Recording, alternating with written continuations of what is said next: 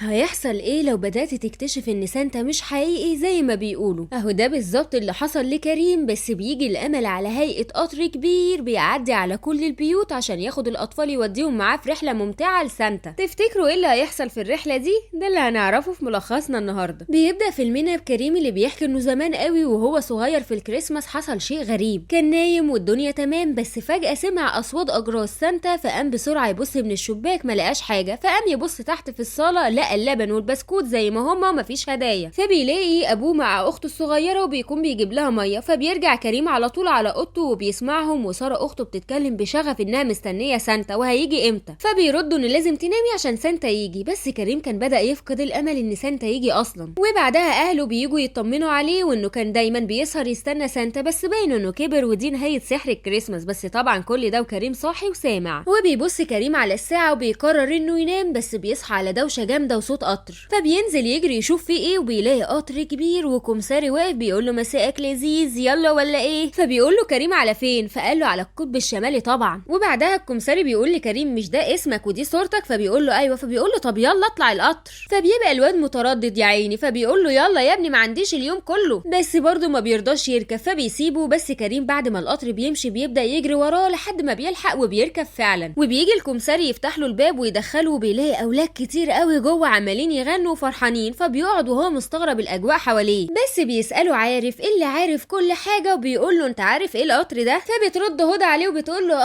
قطر السحر اللي هياخدنا عند سانتا. فبيقول لها هيودينا بجد هناك؟ فبتقول له ده حلم الكل. بس عارف بيقعد يشرح لهم كل تفصيله صغيره عن القطر اصلا. وبعدين بيعدي الكمساري يقول لكريم تذاكر، فبيحط ايده في جيبه ما بيلاقيش حاجه، فبيقول له طب بص في جيبك التاني، فبيلاقي تذكره ذهبيه، فبياخدها منه الكمساري البي وبيبدا يخرمها بحرف. فبيبدا القطر يخفف سرعته عشان يقف لولد تاني في الطريق، اللي لما الكمساري بينزل يكلمه الولد ده بيخاف وكان مش عايز يركب. فالكمساري بيقول له براحتك وبيطلع القطر. فالولد ده بيرجع في كلامه وبيجري عشان يلحق القطر، فبيشوفه كريم وبيقول له اجري هتلحقنا يلا اسرع. بس الولد ما بيقدرش، فبيخش كريم يقول لهم احنا لازم نوقف القطر عشان الولد ده يركب. فبيقولوا له لا ازاي هتحصل مشكله، بس هو ما بيهمهوش وبيروح يشد فرامل اليد والولد بيركب الحمد لله. وبيجي الكمساري وهو بيزعق من فيكم اللي شد الفرامل، احنا ماشيين بجدول ولازم نلحق نوصل عند سانتا. فعارف اللي عارف كل حاجه بيشاور على كريم وبيقول له هو ده اللي عمل كده. فبيجي يزعق له، فبتقوم هدى تقول له هو عمل كده عشان في ولد كان عايز يركب القطر. فبيساله الكمساري هو ده حصل بجد؟ فبيقول له فبيقول له طب اذا كان كده ماشي اقعدوا بقى مكانكم عشان هنوزع كاكاو سخن. وبيبدا يوزع على الكل كاكاو سخن وهم بيغنوا ويرقصوا، بس هدى بتاخد كوبايتين وتخبي واحده. وبعد ما الكمساري بيمشي بتقوم واخداها وقايمه، فكريم بيقول لها على فين؟ فبتقول له هروح اديها للولد التاني، بس ما بتلحقش لان الكمساري بيجي يقول لها في ايه المره دي. فبتقول له انا بس عايزه اديها للولد اللي جوه. فبيقول لها طب تعالي نديها له سوا، وبيروحوا فعلا يدوها له. بس كريم بيبص على الكرسي بتاعها وبيلاقي التذكره بتاعتها ما اتخرمتش، فبيعمل فيها البطل المغوار وانا هروح اديها التذكره. وبيفتح باب القطر وبيحس انه هيقع بين العربيتين بتوع القطر، فبتقوم التذكره تطير من ايده، وكريم بيفضل يجري وراها على شبابيك القطر. وبيقف عند واحد اللي اتحشرت عنده التذكره، فبيفتح الشباك عشان ياخدها، تقوم طايره منه خالص وبتاخد جوله عالميه بين التلج والذئاب وبين الطيور لحد ما بترجع تاني بسبب الهوا عند القطر، وبتدخل جوه تاني ولا كأن حاجه حصلت. وفي الوقت ده بيكون الكمساري وهدى رجعوا من عند الولد، وبيسالها يا انسه فين تذكرتك؟ انا ما خرمتهاش. فبتقول له هنا. ايه ده كانت هنا؟ فبيقول لها ضيعت تذكرتك ما ينفعش تقعدي هنا. بس بيجي كريم يقول له انا اللي ضيعتها خليها تاخد تذكرتي. فبيقول له لا محدش هنا يقدر يدي حد تذكرته، وبياخد البنت وبيقول لها ما ينفعش تقعدي هنا. طبعا كريم بيحس بالذنب، فعارف بيقول له انه هيرميها من القطر، فبيرد انه ما ينفعش لازم نعمل حاجه انا هوقف القطر. وهو رايح يوقف القطر بيلاقي ان تذكرتها كانت لازقه على فتحه التهويه، فبياخدها وبيطلع من العربيه اللي فيها وبيروح عشان يلحق الكمساري قبل ما يرمي هدى. فبيخش وما بيلاقيش حد، فبيسال الولد اللي ما بيتكلمش ده، فبيشاور له انهم فوق القطر. وبيطلع كريم عشان يلحقهم ويعرفهم ان التذكره اهي موجوده، فما بيلاقيهمش، بس بيلاقي واحد مولع نار وبينشف شنبه باين ايه ده. فبيقابله ويقول له ما شفتش بنت معديه من هنا؟ فبيقول له يا ابني كلنا بندور على بنات. فبيقول له كريم انا لازم اديها التذكره بتاعتها. فبيقول له طب خليها معاك في حته امان بقى، ويقعدوا معاه ويشربوا حاجه غريبه كده كريم ما بيستحملهاش وبيبقى هيرجع. فبيقول له انت عارف انا مش محتاج تذاكر، انا بسافر في اي وقت ببلاش وانا قاعد هنا. فبيقول له نصيحه يا ابني ما تصدقش اللي بيتقالك، لازم تشوف بعينك ويلا ندور على البنت بتاعتك دي. وبعدين بيبص له بيقول له انت بتصدق بوجود العفاريت؟ فكريم بيقول له لا، فبيرد عليه وبيقول له طب احسن برضه. وبعدها بيقول له الحقني وبيختفي، بس كريم ما بيستسلمش وبيفضل وراه. وراه، بس بيحس انه بدأ يخرف وبيقعد يحاول يصحي نفسه وانه بيحلم خلاص. بس بيجي الشخص الغريب يقول له اصحى يا ابني فعلا يلا عشان هتتزحلق على القطر، وبيجروا بسرعه وبينطوا بين كل عربيه وعربيه من القطر لحد حته معينه في اول القطر، وبيقول له اول ما اقول نط تنط، فبينط فعلا والشخص اللي مش عفريت ولا حاجه بيختفي. وبيلاقي كريم نفسه في عربيه السواق قدام وهدى قاعده على الكرسي، فبيقول لها بتعملي ايه هنا؟ فبتقول له بسوق القطر لحد ما عمو السواق بيصلح اللمبه بره. وبيجرب كريم يعمل توت توت بجرس القطر يخض عمو السواق ويخليه يركب نور القطر، بس بيتفاجئ ان في حاجه في السكه، فبيقعد يزعق انهم يخففوا السرعه. فهدى بتبص لكريم وبتقول له العصايه الحمراء دي الفرامل، فبيقول لها والله الصفرة، فبتقول له لا الحمراء. فبيجي كريم يشد الحمراء بس بيرجع في رايه وبيشد الصفرة وبتطلع هي الفرامل فعلا. وبيقف القطر قدام حيوانات الرنه بعدد مهول، فبيجي الكمساري يشوف في ايه وبيقول لكريم انت بتعمل ايه هنا يا ابني؟ عايز تجلطني؟ يا ريتني ما ركبتك. وبيخرجوا يشوفوا حيوانات الرنه اللي بتكون ماشيه في قطيع رايحه لمنطقه معينه، وبيبدا القطر يكمل مسيرته. فالولاد بياخدوا بالهم مع الكمساري انهم ماشيين بسرعه، فبيحاولوا ينادي على سواق القطر انه يقلل السرعه. والسواق جوه الآلة عطلت ومش عايزه تقلل السرعه لحد ما الدبوس اللي ماسك الآلة دي بيقع في فتحه صغيره وبيحاولوا يجيبوه بشتى الطرق. وبيكون بره عمو الكمساري والاولاد بيقول لهم بصوا احنا داخلين على منحدر شديد، فنصيحتي يعني تمسكوا كويس وياخدوا المنحدر ولا اجدع قطر الموت في الملاهي. وبيكون جوه السواق بيلاحق على المسمار بكل الطرق لحد ما هوب بيبلعه. بس ده ما كانش وقته خالص عشان القطر خرج عن مساره وماشي دلوقتي على بحيره متجمده ولازم يلحقوه. فمساعد السواق بيقوم ضارب السواق، فبيخرج الدبوس اللي طلع بره القطر الاصلي وعمل شرخ في التلج المتجمد، وشكلها كده مش بدايه مبشره بالخير. بس الحمد لله مساعد السواق بيشغل دماغه وبيفك البنسه اللي ماسكه شعره ويحط مكانه الدبوس، ويقدروا يوقفوا القطر اخيرا. وبينزلوا من على القطر مع الكمساري ولسه بيشوفوا ايه اللي حصل، بياخدوا بالهم ان في شرخ كبير حاصل في التلج، فبيجروا يركبوا بسرعه وبيقولوا للسواق يلا بسرعه من هنا هنموت غرقانين. فبيمشي بالقطر فعلا، وللحظ بيكون في سكه حديد قدام عند اخر البحيره. فالكمساري بيقول للسواق يلا حاول تشد في السرعه شويه ويلا معايا يمين وشمال يمين وشمال. اما بقى كريم بيبقى الكوتشي بتاعه هيتقلع، فبتطلع منه التذكره، فهدى بتنبهه بتقول له خلي بالك تذكرتك هتقع. فبيقول لها دي مش بتاعتي دي بتاعتك انتي، فبتقول له انا.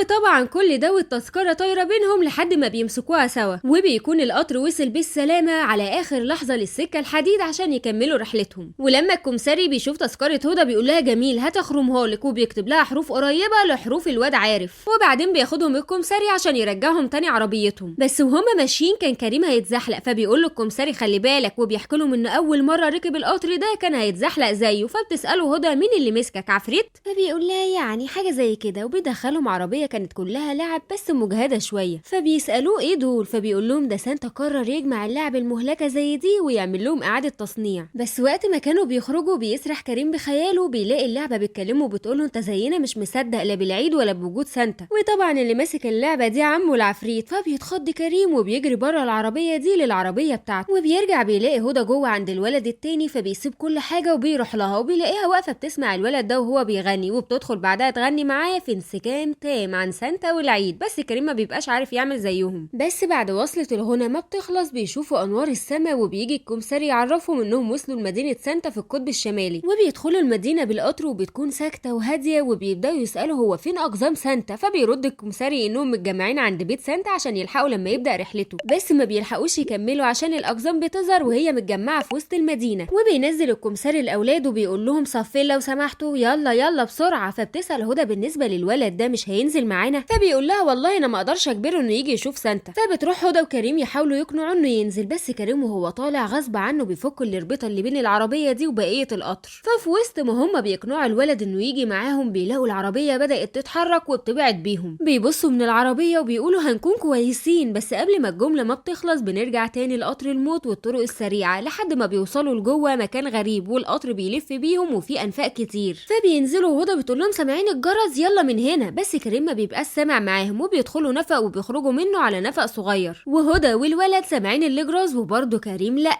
لحد ما دخلوا جوه مكان الاداره بتاعه الاقزام ولقوهم بيشوفوا مين يستحق هدايا ومين لا، وبياخدوا حاجه شبه الصاروخ عشان يوصلوا لوسط البلد بسرعه. فهدى وكريم والولد التالت بيعملوا زيهم وبياخدوا الصاروخ ده وي لحد مكان كده بيكونوا بيجهزوا فيه الهدايا. فبيمشوا ورا الاسهم لحد ما فجاه الاله بتشتغل وبتطلع هديه جميله مكتوب عليها اسم بيلي وعنوانه. فبيقرا كريم، فالولد بيقول ده انا، وبيجري ورا الهديه. فبيمشوا وراه هدى وكريم عشان يلاقوا نفسهم في زحلقه زحلقة كبيرة ويفضلوا يلفوا ويخرجوا من مكان عشان يقعوا على جبل الهدايا، وكل ده وبيلي بقى ماسك في هديته مش عايز يسيبها. وبتبدأ الهدايا تتحط في شوال سانتا الكبير ويطير ناحية شجرة الكريسماس الكبيرة، وفجأة بيلي بيقع وبيقول ان في حاجة بتشده، فكريم وهدى بيشدوا بيلي والناحية التانية حاجة بتشد بيلي لحد ما بيطلع عارف اللي عارف كل حاجة وقال انه مشي وراهم وبيشوف كانوا بيعملوا ايه. المهم بقى ان شوال سانتا كان هيقع، فالاقزام بيلحقوه عشان يتحط على عربية سانتا بالظبط، والاقزام بيطلعوا الولاد من الشوال لانهم كانوا عارفين انهم هنا من بدري. وبتبدأ حيوانات الرنة تطلع عشان يركبوا لها الاجراس، وبيطلعوا الاقزام بالاجراس بس كلهم بيسمعوا وبيكونوا مبسوطين الا كريم اللي مش سامع اي جرس. وبتتحط الاجراس على حيوانات الرنة وبيظهر بعدها سانتا بس الكل بيشوفه الا كريم، فلا بقى كده في حاجة غلط، فبتقع جرس من الاجراس فبيمسكها ويجرب يرنها جنب ودنه وما بيسمعهاش برضه. ناقص تقول الكلمة السحرية يا كيمو. فكريم فعلا بيقول خلاص انا مصدق كل اللي بيحصل، انا مصدق، فبيجرب يرن الجرس فبيسمعه فعلا وبيفرح وبيبص يلاقي سانتا وراه، فبيسأله انت قلت ايه؟ فبيقول له انا قلت اني مصدق، فبيقول له جميل، فبيديله كريم الجرس وبيقول له دي بتاعتك. فسانتا بيبدأ يكلم ابطالنا وبيقول ان عارف محتاج يبقى صبور شوية، وهدى هتبقى قائدة عظيمة وخليكي بتعملي خير، وبيلي مبسوط ان عمل صحاب جديدة وان الصحاب كنز اكتر من الهدايا، وبيختار سانتا كريم هو اول حد هيديله هدية الكريسماس. وبياخد كريم معاه للعربية بيقول له ها يا سيدي نفسك في ايه؟ فكريم بيقعد يفكر بعدين بيوشوش له بحاجة، فبيقول له حلو جميل، وبيديله اول هدية هي الجرس اللي سمعه لأول مرة، فبيحطه في جيبه وبينزل، وبيبدأ سانتا يلسوع بكرباكه فتقوم الرنة تطير لفوق ويلف يلف يلف لحد ما هو بيختفي، وبتبدأ الأقزام تحتفل بقى، وبيبدأ الكمساري ياخد من الأولاد تذاكرهم يكمل كتابة عليها، فبيجي عند أبطالنا وبيكتب لعارف إنه يتعلم، وبيكتب لبيلي إنه يعتمد، فبيسأله يعني إيه؟ فبيرد الكمساري إنه يثق فيهم وإنهم يوصلوه للبيت، فبيبص له يقول له مع أصحابي، وبيكتب لهدى إنها قائدة وهي اللي هتمشي الرحلة، وبيكتب لكريم إنه يصدق. ولما بيطلع كريم الكل بيقول له ورينا الجرس، فبيحط إيده في جيبه وما بيلاقيهوش، فبيقول لهم أنا ضيعته، فبيقولوا له إنهم هيدوروا عليه بس القطر بيكون هيمشي، فبيزعل كريم وبيقعد الكل مكانه عشان نرجع لبيوتنا بقى. وبينزل أول واحد من أبطالنا وهو بيلي اللي بيلاقي الأنوار منورة بيته وبيلاقي الهدية بتاعته يوريها لأصحابه، وبعدها بينزل كريم اللي بيودع هدى وبينزل ويشكر الكمساري، بس الكمساري هو اللي بيشكره ويقول له يلا على البيت. فبيدخل كريم البيت وبيلاقي ان سانتا ما جاش ولا اكل البسكوت، فبيدخل ينام واخته بتصحيه الصبح تقول له الحق سانتا جه، فبيقوم بسرعه وبيجري يشوف الهدايا، وكانت اخر هديه باسم كريم، فبياخدها وبيفتحها بيلاقيها جرس اللي سانتا اداهوله، ولما بيجي يشغله بيسمع رنته هو واخته، بس امه وابوه لما بيجوا يسمعوا الرنه ما بيسمعوش حاجه. الكبار مش كلهم بيفضلوا يصدقوا بوجود سانتا، بس مهما حصل كريم فضل لحد ما كبر بيسمع رنه الجرس. وتوتا توتا